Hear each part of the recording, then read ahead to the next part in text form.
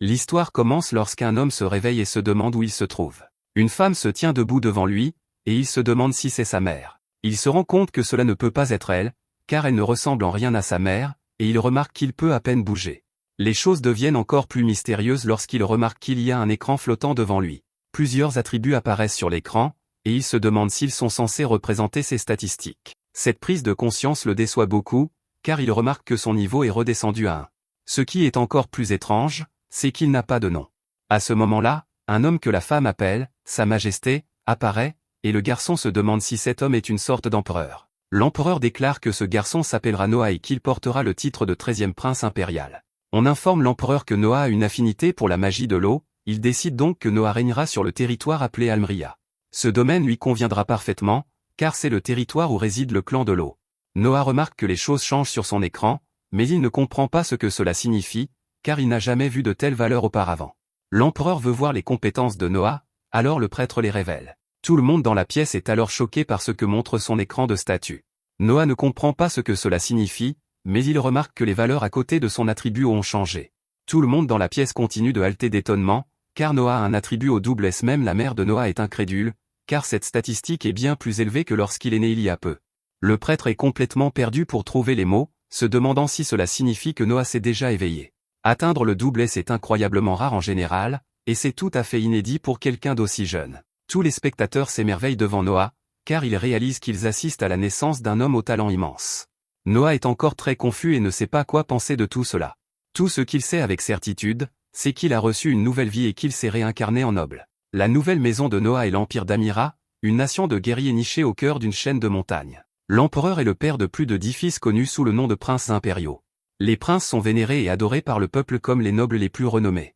Cela fait maintenant 6 ans que Noah s'est réincarné, et il a pris conscience d'une chose concernant ses statistiques. Les valeurs qu'il voit sur son écran de statut sont différentes de celles que les autres peuvent voir. Il voit des rangs normaux comme tout le monde, mais Noah est capable de voir des valeurs différentes. Au lieu du double rang S que tout le monde voit pour son attribut O, Noah voit E+S. Il a appris que ces valeurs supplémentaires proviennent des personnes qui sont ses subordonnés. Par exemple, le S ajouté à son attribut O provient du domaine qui lui a été accordé à sa naissance. L'empereur a donné à Noah le domaine appelé Almria, ce qui a fait de tous les résidents de ce domaine ses subordonnés. Almria est le lieu de résidence du clan de l'eau, donc le fait de les avoir comme subordonnés a considérablement renforcé l'attribut O de Noah. Même ses servantes renforcent légèrement ses attributs, ce qui montre clairement qu'il tirera profit de tous ses subordonnés, aussi faibles soient-ils. En d'autres termes, Noah peut devenir plus fort en gagnant davantage de subordonnés. Une autre chose qu'il peut voir et que les autres ne peuvent pas voir, c'est que son niveau peut être augmenté à l'infini. Alors que les servantes préparent Noah pour sa journée, elles ne peuvent s'empêcher de souligner à quel point il est bien élevé. La plupart des garçons de son âge seraient pleins de malice, mais Noah est toujours si calme et posé. Noah a beaucoup appris sur le fonctionnement de son écran de statut, mais ses capacités sont encore limitées car il n'a que 6 ans. À ce moment-là, une femme de chambre nommée Evelyne informe Noah que 2 visiteurs sont arrivés. Noah nous explique qu'Evelyne est une belle femme de chambre spécialisée dans l'hospitalité. Evelyne informe Noah que 2 de ses frères sont venus lui rendre visite et qu'ils ont dit qu'il pouvait prendre son temps avant de les rencontrer. Noah sait qu'il ne peut pas les faire attendre, car l'un de ses frères est le prince héritier. Noah va immédiatement à leur rencontre et est accueilli par ses frères. L'un d'eux s'appelle Henri, et c'est le 4e prince. L'autre est Albert, et c'est le prince héritier. Noah s'excuse d'être en retard, et ses frères ne peuvent s'empêcher de remarquer qu'il est toujours aussi courtois. Noah est toujours très poli, et ses frères sont donc convaincus qu'il fera un excellent chancelier un jour. À ce moment-là, Albert révèle qu'ils ont apporté un cadeau pour Noah. Albert demande à quelqu'un de l'apporter, mais ce n'est pas quelque chose d'agréable. Cela ressemble à un cercueil recouvert d'une sorte de force obscure, et l'homme qui le transporte a l'air terrifié. Il transpire même de peur, alors Noah ne peut que se demander ce qui se passe. Albert demande à l'homme d'ouvrir la boîte, et Noah est horrifié pendant un instant.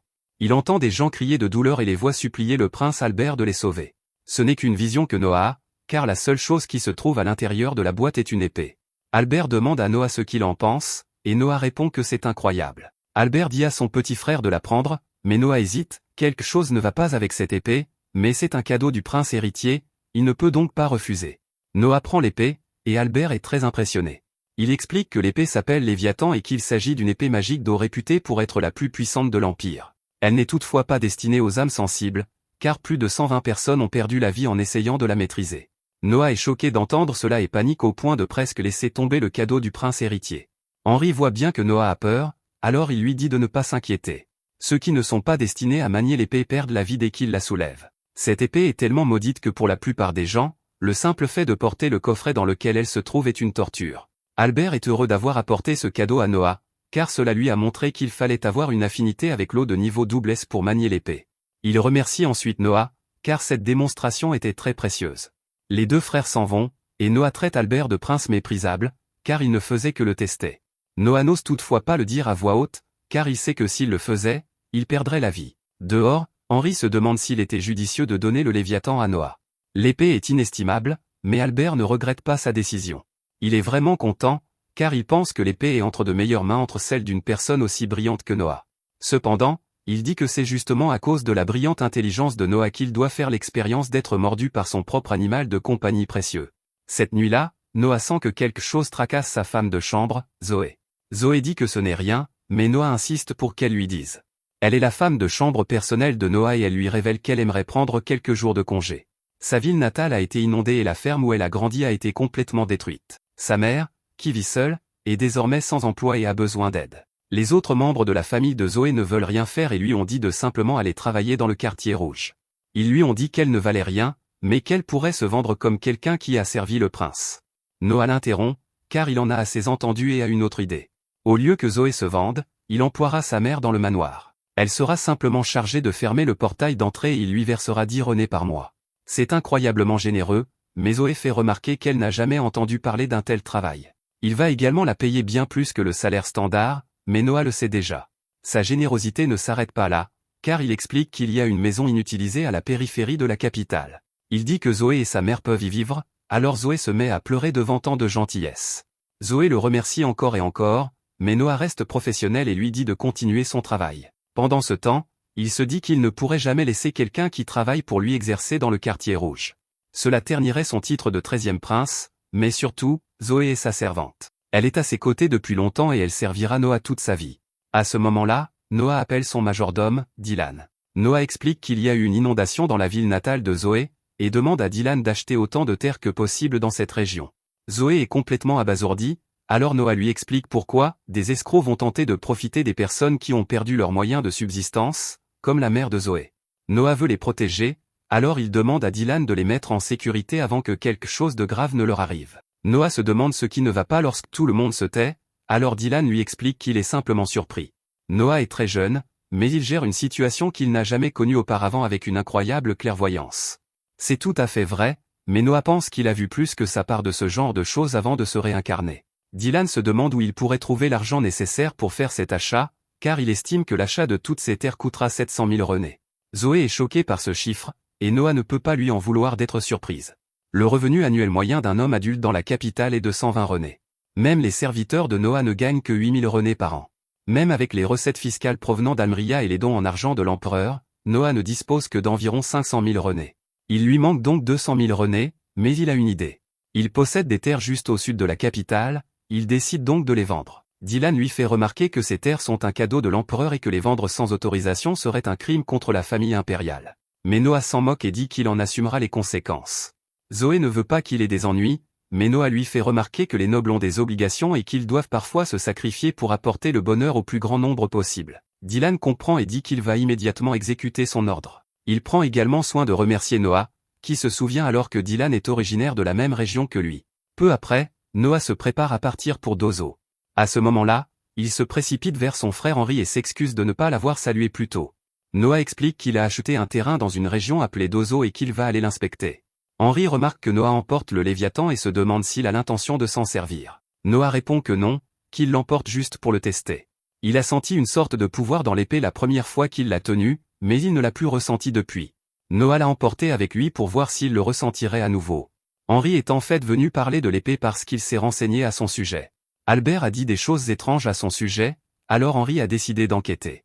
Il a découvert que le Léviathan semblait avoir sa propre volonté et qu'il n'obéissait qu'à celui qui le reconnaissait comme son maître. Noah considère l'épée comme un chien enragé, ce qui signifie qu'il devra gagner sa reconnaissance. Henri dit à Noah de la garder avec lui s'il le faut, mais le met en garde contre son utilisation. Il ne donne aucun détail et dit seulement à Noah que sa vie prendra fin s'il essaie de l'utiliser. Peu après, Noah arrive à Dozo, et Zoé est horrifiée de voir l'étendue des dégâts. Les maisons sont complètement détruites, et Noah en conclut qu'il sera plus difficile qu'il ne le pensait d'acheter le terrain. Les titres de propriété ont probablement été détruits, ils devront donc les acheter à partir de la liste détenue par les services administratifs. Dylan et Zoé sont tous deux stupéfaits que Noah ait pu déterminer tout cela d'un seul coup d'œil. Noah dit à Dylan de se dépêcher d'aller au bureau et qu'il prendra ses responsabilités si quelque chose arrive. Noah demande ensuite à Zoé de lui faire visiter les lieux afin qu'il puisse inspecter le terrain. Les légumes racines ont déjà commencé à pourrir, Noah en conclut donc qu'il n'y aura pas de récolte cette année. Zoé lui dit qu'il pourrait être dangereux de rester ici, mais Noah s'en moque. Si elle essaie de l'en empêcher à cause des mauvaises personnes qui pourraient se trouver ici, il s'enfuira seul pendant la nuit.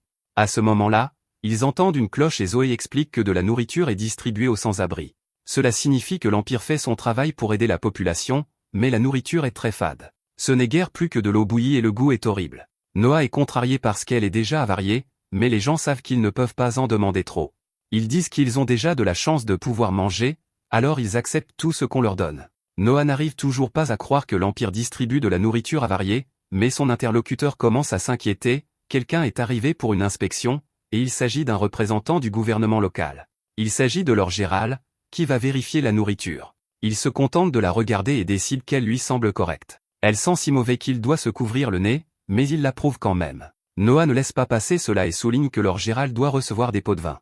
Dylan et Zoé sont horrifiés de voir Noah parler ainsi à ce noble, mais il est trop tard. Noah accuse Gerald de ne se soucier absolument pas du peuple et affirme que la seule raison pour laquelle il a embauché ces personnes pour distribuer de la nourriture était pour pouvoir détourner une partie de l'argent. Gerald ne le nie pas et explique que c'est un travail difficile. Cela demande beaucoup d'efforts, donc recevoir de l'argent en échange est un privilège accordé à ceux qui donnent tant. Ces hommes éclatent alors de rire lorsqu'il dit que ce gamin vient d'apprendre une bonne leçon.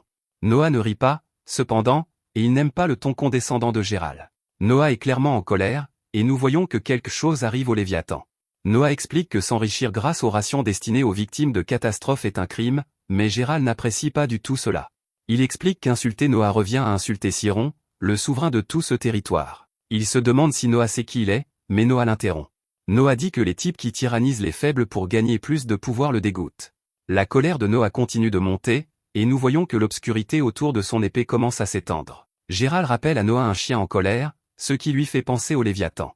Noah s'apprête à prononcer la punition de Gerald, mais Gerald est lui-même en colère. Il s'apprête à attaquer Noah, mais Noah annonce que la punition de Gerald sera la mort. Alors que la tension atteint son paroxysme, le Léviathan fond sur notre héros. Zoé est horrifiée, pensant qu'il l'a transpercé, mais l'épée s'est en fait arrêtée juste à côté de Noah. Noah comprend que le Léviathan est en colère parce qu'il a associé son nom à un déchet comme Gerald. Il dit que si l'épée est vraiment en colère, alors il veut qu'elle lui montre sa force. À ce moment-là, le Léviathan libère son pouvoir et commence à consumer notre héros. Noah se débat, car il ressent une douleur intense, et il reconnaît à quel point l'épée est puissante. Il est clair que le Léviathan tente de soumettre Noah en lui prouvant sa puissance. Il veut que Noah admette qu'il est faible par rapport à lui, mais Noah est déçu. Il souligne que les forts ne font étalage de leur puissance que devant les faibles, car ils craignent quelqu'un d'encore plus fort. Noah subit beaucoup de dégâts à cause de l'épée, mais il parvient à y résister. Il déclare que si quelqu'un est avec beaucoup de pouvoir, il doit l'utiliser pour le bien du peuple. Il annonce que c'est son privilège en tant que noble et parvient à s'emparer de l'épée. Noah ordonne au Léviathan de lui obéir, ce que fait l'épée. Gerald poursuit son attaque, mais il n'est pas de taille face à Noah et sa nouvelle épée. Noah, impitoyable, décapite Gerald, et les chevaliers décident qu'ils doivent éliminer le garçon. Noah n'a encore montré qu'une infime partie de son pouvoir, et il lance alors une attaque qui stupéfie tout le monde. Il invoque un gigantesque pilier d'eau qui creuse un énorme trou dans le sol. Les dégâts sont si importants que le fond du trou est invisible, et Noah dit au Léviathan que son pouvoir est faux. À ce moment-là, d'autres chevaliers arrivent, et les distributeurs de nourriture leur annoncent qu'un enfant a éliminé leur Gerald. Le capitaine des chevaliers s'appelle Rowan, et il s'incline immédiatement devant le 13e prince. Noah est surpris de voir que quelqu'un le reconnaît, et Rowan s'excuse pour la façon dont il a été traité. Rowan n'a été envoyé ici que récemment, et il est en fait un serviteur du prince Henri. Tout le monde est confus, alors Rowan leur dit qu'il se trouve en présence du 13e prince. Ils s'inclinent tous devant lui, mais Noah est préoccupé par autre chose. Il explique que quelqu'un a engagé ses distributeurs de nourriture pour toucher des pots de vin, alors il a puni l'homme qui était derrière tout cela. Noah désigne les complices de Gerald et ordonne à Rowan de leur infliger la punition qu'ils méritent. Quant à la distribution de nourriture, Noah annonce qu'ils vont recommencer à zéro. Il dit qu'à partir de maintenant, la soupe sera beaucoup plus épaisse et fraîchement préparée. Elle devra être si dense qu'il pourra y planter une cuillère sans qu'elle ne tombe. Rowan promet de s'en occuper, et les villageois n'arrivent pas à croire qu'ils vont enfin pouvoir manger de la vraie nourriture. Ils acclament tous le prince Noah, et Zoé dit qu'il est vraiment incroyable. Ailleurs, Albert est informé de ce qui s'est passé. Il se rend compte que non seulement Noah n'a pas été mordu, mais que le chien enragé s'est en fait soumis à lui. Albert n'aurait jamais pu imaginer cela, et il en conclut que Noah pourrait être encore plus utile qu'il ne le pensait. Peu après, Noah est convoqué pour rencontrer l'empereur. Ce dernier a appris que Noah avait vendu une partie des terres qu'il lui avait accordées et qu'il avait utilisé l'argent pour acheter un village entier. Noah ne peut le nier, alors il se prépare à recevoir sa punition. Il est cependant surpris lorsque l'empereur le remercie à la place. Les efforts de Noah ont empêché quiconque de profiter de l'inondation. Si cette catastrophe naturelle avait été suivie d'une catastrophe d'origine humaine, ils auraient dû mobiliser les ressources impériales pour nettoyer les dégâts. L'empereur se demande comment Noah a eu connaissance de l'inondation, et Noah lui explique que c'était simplement une coïncidence. Sa servante était originaire de ce village, et il a simplement agi rapidement. L'empereur a également entendu dire que Noah avait maîtrisé une épée magique d'eau dans ce village, et Noah n'arrive pas à croire qu'il soit au courant. Ce n'est pas tout ce qui le choque, car l'empereur déclare qu'il aimerait revoir les capacités de Noah. Le prêtre va vérifier, comme lorsque Noah est né, et il affiche l'écran de statut de Noah. Noah ne s'est pas vérifié depuis quelques jours, et il vient de réaliser quelque chose. Il s'avère que ce ne sont pas seulement ses subordonnés humains qui peuvent améliorer ses statistiques. Sa statistique d'eau a encore augmenté, et c'est parce que Noah a réussi à faire du Léviathan son subordonné. L'empereur est émerveillé, et Noah constate que son attribut d'eau est désormais de rang triple. L'empereur souhaite que Noah continue à l'aider, et Noah accepte. Plus tard, Noah va voir une chanteuse se produire, et nous apprenons qu'il a donné plus de travail à Zoé pour la remercier de son aide dans son village. Zoé fait du bon travail, et elle prête attention aux plus petits détails, donc il lui a donné plus de responsabilités. Noah est très intelligent dans la façon dont il choisit ses partisans, et il dit qu'on ne peut jamais avoir trop de personnes brillantes qui travaillent pour vous. Noah observe ensuite attentivement une chanteuse se produire devant une grande foule. Elle s'appelle Alishay, et Noah peut en déduire beaucoup sur elle par sa façon de chanter. Elle chante avec sincérité, et elle prend cela très au sérieux, ce qui signifie que c'est une fille très consciencieuse. C'est alors que des hommes font irruption pour arrêter le spectacle, et ils se demandent pourquoi Alishay perd son temps. Il souligne qu'elle ne gagnera pas assez d'argent pour rembourser la dette de son père de cette façon, donc elle doit faire autre chose. Alishay explique que chanter est tout ce qu'elle a, mais cela ne fait que rendre les hommes encore plus contrariés. Ils indiquent qu'il y a une meilleure façon pour une femme de gagner de l'argent, et Alishay est horrifiée par ce qu'ils sous-entendent. Tout le monde dans la foule est trop terrifié pour dire quoi que ce soit, mais une seule voix attire l'attention des voyous. C'est Noah, mais les hommes lui disent de rentrer courir vers sa maman. Noah ignore l'insulte et se contente de citer la loi impériale 67, article 2. Elle stipule qu'il est illégal de faire assumer aux enfants les dettes de leurs parents. Noah monte sur scène et déclare que forcer Alishay à rembourser la dette de son père et lui ordonner de vendre son corps pour le faire est un crime.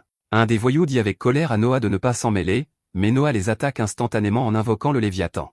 Noah se demande s'ils veulent vraiment continuer, mais les hommes ne veulent pas s'attaquer à lui et à son épée terrifiante. Ils s'enfuient, mais promettent de ne pas oublier cela. Noah dit au propriétaire de l'informer si ces hommes reviennent un jour, et l'homme est choqué d'apprendre que Noah est un prince. Noah dit à Alishay qu'il est très impressionné par sa voix, et il se demande combien sont ses frais de vie chaque mois. Alishay ne veut même pas le dire parce que c'est beaucoup à cause du traitement qu'elle doit payer pour la maladie de sa mère. Noah n'attend même pas sa réponse et dit simplement 25 renés. Alishay ne comprend même pas ce qui se passe, donc Noah explique que c'est ce qu'il lui paiera chaque mois pour qu'elle puisse se concentrer sur le chant. Ce n'est même pas le meilleur, car il explique qu'il augmentera le montant à mesure qu'elle s'améliorera. Alishay est choquée par son incroyable gentillesse, alors elle remercie notre héros. Noah dit que ce n'est pas un problème et qu'il aimerait entendre le reste de sa performance. Lorsque Noah retourne chez lui, on lui dit que des prêteurs sont venus le voir. Noah remarque que ce sont les voyous d'avant, et on lui dit qu'ils veulent s'excuser auprès de lui.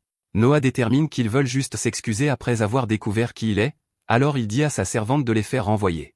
Il a également un message pour eux, à savoir qu'un prince n'est pas quelqu'un qu'ils peuvent voir quand ils le veulent. Henri arrive, et il est impressionné par la façon dont Noah a géré la situation, a accordé une audience à des hommes comme dévaloriserait le statut de Noah en tant que membre de la royauté, donc il a raison de les renvoyer. Noah est d'accord, mais il explique qu'il a une autre raison de s'en débarrasser. Il va aider Alishay, donc il veut que les prêteurs pensent qu'il est encore en colère contre eux. Tant qu'ils pensent que Noah est en colère, ils n'embêteront pas Alishay. Henri est vraiment impressionné car cela signifie que Noah pense très loin à l'avance. Il souligne que leurs frères Frank et Gary sont plus proches de l'âge de Noah, mais ils ne pensent pas du tout comme lui. Gary est le plus coupable de mauvaise conduite parce que, malgré tous les enseignements qu'il reçoit, il n'a toujours pas appris ses manières. Noah est sûr que ses frères apprendront assez tôt, mais au fond de lui, il n'en est pas si sûr. C'est alors que Henri change de conversation, car il aimerait reparler de l'épée magique. Il semble que Noah l'ait maîtrisée, et Noah en donne le mérite à Henri. C'est Henri qui a dit que le Léviathan a une volonté propre, et il avait raison. Henri ne peut que se demander comment Noah la transporte, car il se souvient que l'épée est énorme. C'est alors que Noah le choque en le faisant sortir de son siège en invoquant le Léviathan. Noah révèle qu'il cache l'épée dans sa manche en la réduisant à une taille minuscule. Henri n'a jamais rien vu de tel auparavant, et Noah explique que l'épée elle-même lui a appris à la réduire. C'est totalement sans précédent, et Henri ne peut pas le croire. Le Léviathan a été isolé comme trésor national pendant 2 siècles, et même les archives d'avant ne mentionnent rien à ce sujet. Henri le résume à Noah qui est tout simplement incroyable, et il le crédite d'avoir débloqué le véritable potentiel de l'épée. Cette nuit-là, nous voyons que les prêteurs s'inclinent toujours devant la porte. Cela fait des heures, donc les hommes perdent patience. Un homme commence à lancer des injures contre le château et dit à Noah de ne pas faire le fier en les ignorant. Les autres hommes essaient d'arrêter leur chef, mais ils jurent d'éliminer Noah pour les avoir ignorés. Noah utilise alors une nouvelle capacité, car il force les hommes à terre rien qu'en les fixant du regard. Henri peut dire que Noah a failli assommer ces hommes rien qu'en les regardant, donc il ne peut que se demander ce que Noah a fait cette fois. Noah révèle qu'il a libéré juste un petit peu du pouvoir du Léviathan et l'a utilisé pour les menacer. Un peu plus tard, Noah arrive dans une salle et est accueilli par Redok.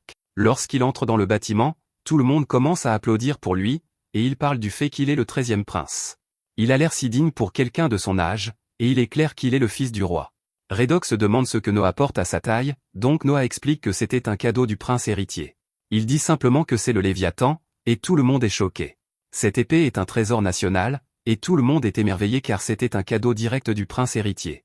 Un imbécile dans la foule dit que c'est probablement juste une réplique jouet, mais il est horrifié quand il réalise que Noah l'a blessé. Le Léviathan lui-même est encore plus contrarié que Noah, et il ne peut pas retenir sa soif de sang. Son obscurité se propage dans toute la pièce, donc Noah doit ordonner de se retenir. Le Léviathan obéit immédiatement aux ordres de Noah et retire son pouvoir obscur avant que quiconque ne perde la vie. Noah détermine que le Léviathan était en colère parce que son maître a été insulté, mais ce n'est pas acceptable. Noah dit à l'épée qu'il apprécie sa loyauté, mais il dit qu'elle est allée trop loin. Redok est étonnamment satisfait de la démonstration, car il est sûr que tout le monde a senti qu'ils étaient très proches de perdre la vie. C'était le vrai pouvoir d'un trésor national, et ce qui vient de se passer démontre clairement que Noah a le contrôle de ce pouvoir écrasant. La foule adhère à ce qu'il dit, car il détermine que Noah leur a sauvé la vie à tous avec un seul mot. L'épée était prête à leur faire payer d'avoir douté de Noah, mais Noah leur a épargné la vie par miséricorde. Cela les fait tous adorer Noah encore plus, donc ils l'acclament une fois de plus. Redok se demande ce qu'il devrait faire à propos de l'homme qui a douté de lui, donc Noah dit simplement de le laisser tranquille. Il s'est déjà ridiculisé lui-même, et il ne peut pas s'en cacher. Au fur et à mesure que la nuit avance, tout le monde se présente à tour de rôle au prince. Un homme se présente lui-même et sa fille, et Noah impressionne tout le monde, car il est capable de déduire beaucoup de choses sur eux d'un seul regard. Il peut dire que le père est un noble de 2e ou 3e génération et que sa fille est adoptée. Noah est capable de deviner cela parce que le père a la prestance de quelqu'un qui est né dans un rang élevé, mais sa fille ne l'a pas. De plus, Noah peut dire que sa fille est une ancienne esclave. Il a atteint cette conclusion parce qu'au moment où elle s'est sentie troublée, elle lui a donné un regard curieux. C'est un regard unique aux personnes qui ont été esclaves, et Noah l'a remarqué immédiatement. Le père, nommé Alan, ne peut pas croire que Noah ait pu dire tout cela, et il confirme tout. Il a acheté la fille, nommée Cindy, comme esclave à l'origine, mais elle apprend très vite, donc il lui a enseigné en tant que fille adoptive. Noah les surprend alors, car il dit qu'il aime vraiment les histoires comme celle-là. Il aimerait en entendre plus, donc il dit qu'il aimerait qu'il visite son manoir un jour. Les deux remercient le prince et prennent congé. Noah est encore plus impressionné par Alan parce qu'il savait quand c'était le moment parfait pour partir. Redok est d'accord que l'homme est très intelligent car s'il était resté plus longtemps, tout le monde lui envierait. La foule remarque encore Alan parce qu'il a été le premier à être reconnu par le prince. C'est alors que Noah révèle qu'il y avait une autre façon de dire que Cindy n'était pas la vraie fille d'Alan. Noah le démontre en libérant une partie du pouvoir maléfique du Léviathan, et Cindy le remarque immédiatement. Noah révèle que Cindy protège Alan depuis la première fois où il a utilisé l'épée comme une menace. Une fille de son âge serait normalement celle qui est protégée, mais elle n'est pas une fille ordinaire. Redok est choqué parce que Noah le savait depuis le tout début, et il dit qu'il n'a jamais été aussi impressionné par qui que ce soit auparavant. Le lendemain, Noah est accueilli par le 8e prince, nommé Oscar. Noah dit qu'il est juste sorti se promener, donc Oscar dit qu'il devrait le rejoindre dans une chasse au trésor. Noah accepte, donc il se dirige vers Cobalt Street. Noah a entendu parler de cet endroit avant parce qu'on dit que des antiquités de tout l'Empire peuvent être trouvées ici. Oscar dit que c'est vrai, mais il peut aussi y avoir beaucoup de contrefaçons. Trouver le vrai trésor parmi eux est quelque chose que tout noble devrait pouvoir faire. Les hommes passent la journée à chercher de grands trésors, mais à la fin, ils ne trouvent rien de bon. Oscar appelle cela de la malchance, et il est surpris quand Noah achète quelque chose. C'est un livre bon marché qui ne coûte que 3 renés, donc Oscar suppose que Noah l'a acheté juste parce que c'était une bonne affaire. Noah dit que le livre l'a juste rendu curieux, et Oscar est choqué quand il réalise ce que c'est vraiment. Il ne peut pas le croire au début, mais un regard plus attentif le rend certain. C'est le grimoire d'Andrea, qui était un sorcier légendaire. C'est la copie originale, ce qui signifie que c'est sans aucun doute un véritable trésor. Selon ce qu'il y a dans le livre, Noah pourrait peut-être le vendre pour 1000 renés. C'est vraiment incroyable, donc Oscar se demande comment Noah savait ce que c'était. Noah, bien sûr, ne le savait pas, mais au moment où il l'a touché, un plus a été ajouté à sa statistique de vent.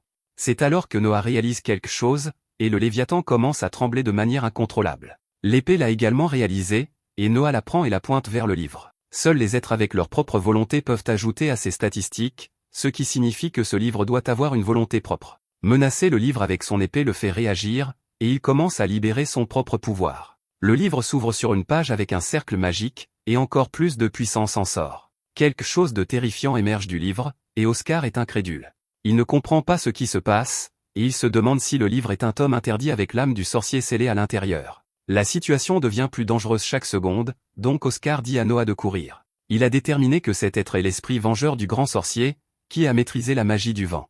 Des vents violents commencent à remplir l'air, donc Oscar dit encore à Noah de courir. Noah refuse, cependant, et il dit à l'esprit de partir. Il déclenche une attaque d'eau immensément puissante du Léviathan, et cela bat immédiatement l'esprit. Le ciel est à nouveau clair, et Noah confirme que l'esprit est parti parce que sa statistique de vent ne montre plus de plus. Oscar vérifie s'il y a des dégâts collatéraux, mais Noah l'assure que tout va bien. Noah ne voulait blesser personne ni endommager aucun des bâtiments, donc il a visé son attaque vers le haut. Oscar est encore une fois émerveillé par lui parce que Noah a pu prendre ce genre de décision en un instant. Il ne se souvient pas que Noah était comme ça, donc il ne peut que se demander quand il est devenu si fort. C'est alors qu'un marchand nommé Barley se présente. Après avoir vu de quoi Noah est capable, il a décidé de lui montrer quelque chose. Noah se demande si c'est une sorte de trésor, mais le marchand n'en est pas vraiment sûr. Il le leur montre et explique que c'est une bague qui ne montrera sa vraie forme que lorsque son vrai propriétaire apparaîtra. Barley l'a montré à beaucoup de gens, mais elle ne répond jamais. Elle ne fait rien maintenant, donc Noah dit que ça pourrait aussi être juste des déchets. Le marchand y a pensé avant, et il a même essayé de s'en débarrasser plusieurs fois. Cependant, peu importe combien de fois il la jette, la bague ne cesse de revenir. Elle réapparaît toujours dans son magasin, ce qui le rend certain qu'il y a quelque chose de spécial à son sujet. Noah l'essaie, et Barley est choqué car elle commence à briller pour la première fois. Une voix mystérieuse déclare que la limite de niveau a été confirmée. Elle révèle que c'est un objet de triple rareté, et elle vient de reconnaître Noah comme son nouveau propriétaire. Elle dit armure, et un liquide étrange commence à en couler. Il se déplace sur les bras et les jambes de Noah, et les hommes sont choqués lorsque la vraie forme de la bague est finalement révélée. Même Noah est émerveillé parce que la bague s'est transformée en une armure qui couvre les bras et les jambes de Noah. Il n'y a pas de changement dans ses statistiques, cependant, ce qui signifie que ce n'est pas le même genre d'être que ce grimoire ou le Léviathan. La bague est sans aucun doute un objet très spécial, cependant, et elle aura ses utilisations. Noah dit qu'il achètera la bague à Barley, et il fera envoyer les paiements plus tard. Oscar, cependant, propose de la payer et dit que Noah peut simplement la considérer comme un cadeau. D'abord, Noah a réveillé une épée magique, et maintenant il a fait de même pour une bague magique, donc Oscar est sûr qu'il y a quelque chose de très spécial chez Noah. Les deux hommes finissent par se séparer, mais le prêteur apparaît pour attaquer Noah. Les amis de Noah essaient de le protéger, mais il n'en a pas besoin. Au lieu de cela, il active sa bague et bloque tout le monde en l'utilisant pour créer un bouclier. L'homme est traité, et Noah range son bouclier. Oscar ne se souvient pas avoir vu cela avant, donc Noah explique qu'il a lié la bague avec le Léviathan. Noah n'était pas sûr de ce qui se passerait, mais la bague semble avoir réagi à l'hostilité de l'homme avec une défense automatique. Oscar est encore une fois émerveillé, car il réalise que Noah a déjà maîtrisé le pouvoir de la bague en si peu de temps. Plus tard, Noah va revoir Alichet se produire, et il pense au fait que le prêteur est fichu après l'avoir attaqué. Ils n'embêteront plus Alichet non plus, donc il se rappelle de lui dire cela plus tard. C'est alors qu'un homme ivre saute sur la scène pour draguer Alichet. Un autre homme dit qu'il l'a vu en premier, donc ils commencent à se disputer. Une bagarre est sur le point d'éclater, mais Noah sort de nulle part pour les arrêter avec son bouclier. Il enchaîne avec une attaque de son épée, et les hommes s'enfuient pour sauver leur vie. Le propriétaire s'excuse pour ce qui s'est passé, donc Noah lui dit de ne jamais laisser entrer des hommes comme eux à nouveau. Le propriétaire souligne que des clients comme eux sont ceux qui font vivre son entreprise, donc il n'a pas d'autre choix. Noah lui dit de ne pas s'inquiéter, et il stupéfie l'homme en disant qu'il achètera simplement toute l'entreprise. Noah demande à Zoé de lui montrer l'argent, et il propose de payer l'homme 1000 renés. Le propriétaire accepte avec joie, donc Alicia ne sait pas comment rembourser Noah pour tout ce qu'il a fait. Noah explique que tout ce qu'il veut d'elle, c'est sa musique, donc elle peut le rembourser en continuant à chanter. Elle se demande s'il aime vraiment autant son chant, et Noah explique qu'il voit beaucoup de potentiel en elle. Il veut que l'empereur l'entende un jour, donc il lui dit de se consacrer au chant jusqu'à là. Alicia ne pourrait pas être plus heureuse, donc elle promet de travailler aussi dur qu'elle le peut. Pendant qu'elle chante, Noah détermine que son jugement était exact car investir dans les gens est le vrai trésor. Merci d'avoir regardé mon résumé. Assurez-vous de vous abonner à la chaîne.